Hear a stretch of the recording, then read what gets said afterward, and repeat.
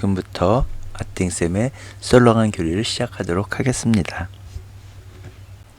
이번 시간에는 견진성사에 대해서 이야기하도록 하겠습니다. 견진성사는 세례성사, 성체성사와 함께 가톨릭 입교성사입니다. 초등학생의 경우는 세례성사와 성체성사와 고해성사를 주로 받게 되죠. 물론 매우 아프다 그러면은 병자성사도 받을 수 있을 거고요. 아주 특별하게 초등학생이 견진성사를 받기도 하지만 그건 굉장히 이례적인 일이고요.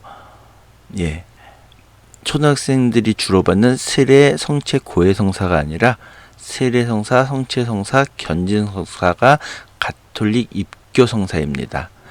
견진성사는 세례의 완성입니다. 견진성사 예식 중에 세례서원 갱신식이 있습니다. 그리고 내 신앙을 더욱더 굳세게 만들어주고요. 신앙적으로 성숙되게 했죠. 즉, 내 신앙이 성숙해져서 이제 어른이 되는 것입니다. 그리고 성령의 은총을 받게 되지요. 견진성사는 주교님께서 집전하십니다. 칠성사 중에서 주교님께서 집전하신 성사는 견진성사와 성품성사 이 두 가지입니다. 물론 주교님께서 집전하시기 어려운 경우에는 몬시뇰이 집전하시기도 합니다.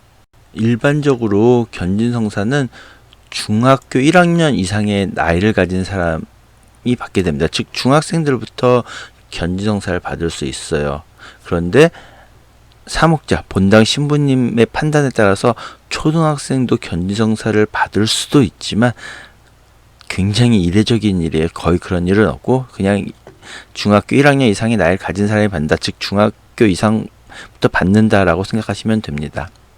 그리고 앞서 말씀드렸던 것처럼 세례 때 서원을 다시 갱신하게 됩니다. 그리고 세례 때처럼 인호가 새겨집니다. 하나님의 지워지지 않는 도장이 인호가 새겨지게 되지요. 주교님의 안수와 축성 성유, 크리스마 성유 도유가 표징입니다. 주교님 대신 몬시뇰이 집전하시기도 하고요. 견진을 통해서 그리스도인의 사명인 예언직, 왕직, 사제직에 참여하게 됩니다. 우리가 일반적으로 사제직 그럼 신부님이 하는 거 신부님이 하시는 그런 사제직인가요? 그건 직무사제직 또는 특수사제직이라고 하고요. 여기서 말하는 사제직은 보편사제직입니다. 예언직은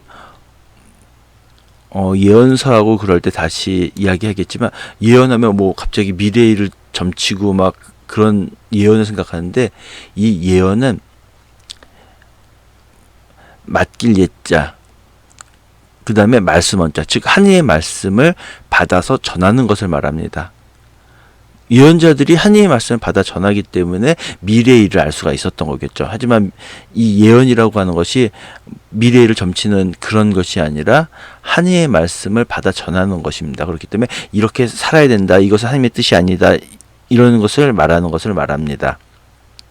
왕직, 우리가 왕 그러면은 막 백성들 위에 굴림해갖고 이거 시키고 저거 시키고 막 그런 것을 이야기할 것 같지만 예수님께서는 사람에게 희생하고 봉사하고 섬기러 오셨다고 하셨습니다. 즉 왕직은 다른 사람 위에 굴림하는 것이 아니라 희생하고 봉사하는 삶을 말합니다. 그리고 사제직은 열심히 기도하고 열심히 전례에 참여하는 그런 신앙생활하는 것을 말합니다. 견진 때 성령의 은총을 받게 되는데 성령 치르는 이제 앞으로 설명하게 될 거고 내일이 성령 강림 대축일이죠. 성령 치르는 다음과 같습니다. 지혜, 슬기. 이 성령 치른 할 때마다 성령의 9가지 열면 그래도 그냥 이런 뜻 하겠는데 이건 매번 헷갈려요. 지혜, 하느님의 사랑을 세상의 사랑보다 귀하게 알고 관심 갖게 해주신 은혜라고 합니다. 그리고 통찰, 통달, 이해, 깨달음 그렇게 부르는데, 이 통달은 하느님께서 인간을 사랑하시고 구원하신다는 것을, 인간의 한계, 우리 인간이 모든 걸 다 할 수 없잖아요. 인간의 한계 안에서라도 깨달을 수 있도록 도와신 은혜라고 합니다. 예, 의견, 일깨움.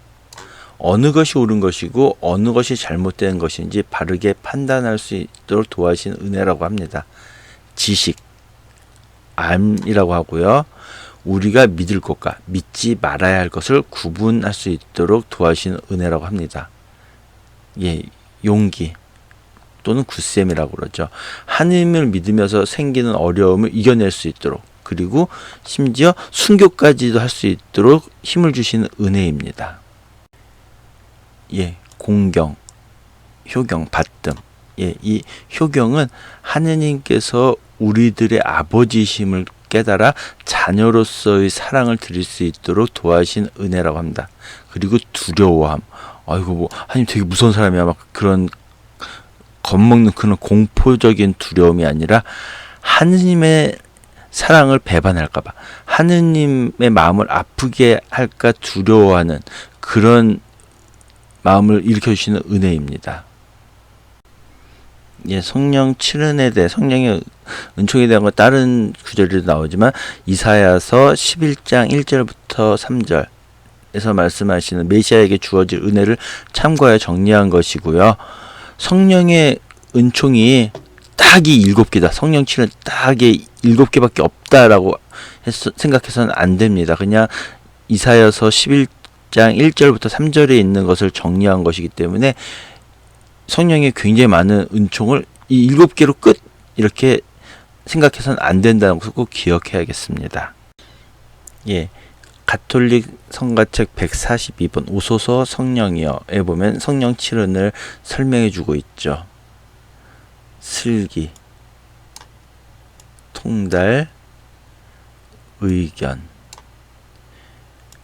의지, 지식, 효성, 두려움, 이렇게 성령의 은혜를 설명해 주고 있습니다. 이 앞서서 성령 7은에 대해서 알아봤다면 이번에는 성령의 9가지 열매에 대해서 알아보도록 하겠습니다. 하나님께 받은 은혜를 잘 사용해서 우리에게 행실로 열매 맺어지는 것입니다. 예, 성령 7은은 이사야서 11장 1절부터 3절까지 말씀에서 참조했다면 성령의 9가지 열매는 갈라티아서에서 참조했습니다. 가장 먼저 사랑이죠. 예, 여기서 말하는 사랑은 남녀간의 사랑, 그런 사랑이 아닙니다. 예수님께서 보여주신 아가페적인, 무조건적인 사랑. 예, 아가페적인 사랑이고 심지어 원수까지도 사랑할 수 있는 사랑입니다. 예, 아가페적인 사랑, 부모님의 사랑을 일반적으로 생각하시면 되겠습니다. 예, 그 다음은 기쁨입니다. 예, 기뻐할 일이 없는 것 같아도 샘솟는 기쁨으로써 예수님의 현존을 체험하면서 느끼게 되는 거죠. 그리고 평화. 우리가 일반적으로 아무 일 없고 그런 평화와는 다릅니다. 예, 세상의 풍파 속에서도 유지되는 평화입니다. 인내. 어떤 일이 내 뜻대로 안 돼도 실망하지 않고 하나님께 주시는 때를 기다리는 것. 예, 호의. 뭐 여러분들 잘 알지 모르겠지만 둘리의 호의가 아니라 호의입니다. 예, 이웃의 어려움을 알고 따뜻하고 우호적으로 대하는 것이고요. 선의. 주님께서 주신 재산, 시간, 재능을 관대하게 다른 일을 위해서 사용하는 것입니다. 예. 그리고 성실. 거짓 없이 신뢰할 수 있고 착수한 일을 끝까지 완수하는 충실성을 의미합니다.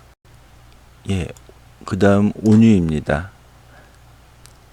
소외되고 약한 그런 사람들에 대해서도 내가 더 힘있다고 막대하는 것이 아니라 나보다 약한 사람들이라 할지라도 부드럽게 대할 수 있는 힘입니다. 그리고 마지막으로 절제입니다. 내 욕정대로 내가 하고 싶은 대로 마구 행동하는 것이 아니라 그 욕정을 잘 다스려서 하느님의 힘에 복종하는 것입니다. 우리는 성령의 은총을 잘 받고 그것을 잘 사용해서 좋은 열매를 맺을 수 있도록 노력하고 힘써야 되겠습니다. 예, 하느님께서 주신 평화와 우리가 일반적으로 생각하는 평화가 다르다고 얘기했죠. 예, 지금 이 그림을 보면 절벽에 새 둥지가 있어요.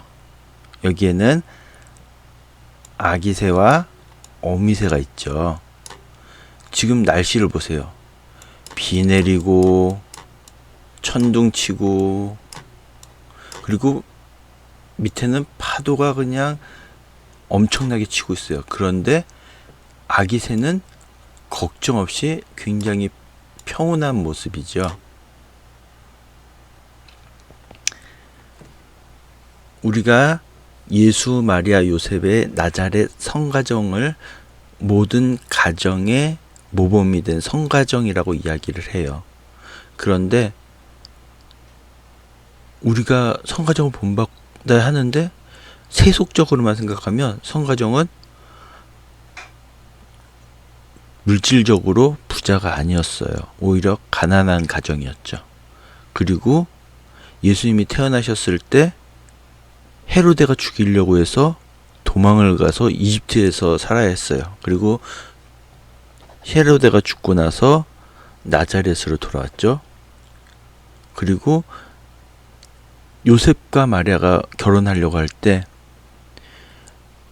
마리아는 요셉의 아이가 아니었고요. 그 다음에 목수인 요셉, 아버지는 일찍 돌아가셨죠. 그리고 예수님은 30살이 돼서 갑자기 복음을 전하러 가셨다고 그러면서 밖에서 들린 소문은 예수님이 미쳤다는 소문도 들리고요. 그리고 예수님은 33살에 돌아가셨어요. 어머니 마리아보다 먼저. 세속적으로 보면 성가정은 정말 본받기는커녕 피해야 될 모습일 거예요. 그것처럼 여기에 나오는 그림처럼 세속적인 관점에서만 보면 이거는 평화가 아니라 굉장히 공포스러운 장면이죠. 하지만 이 아기새는 엄마와 같이 있다는 그것 하나만으로 평화로운 거죠. 마찬가지로 우리에게 그 어떠한 어려움이 닥친다 하더라도 하나님께서 함께 계시기 때문에 하나님께서 날 지켜주실 거기 때문에 느끼는 평화로움, 이것이 바로 하나님께서 주시는 평화가 아닐까 싶습니다. 지금까지 들어주셔서 대단히 감사합니다.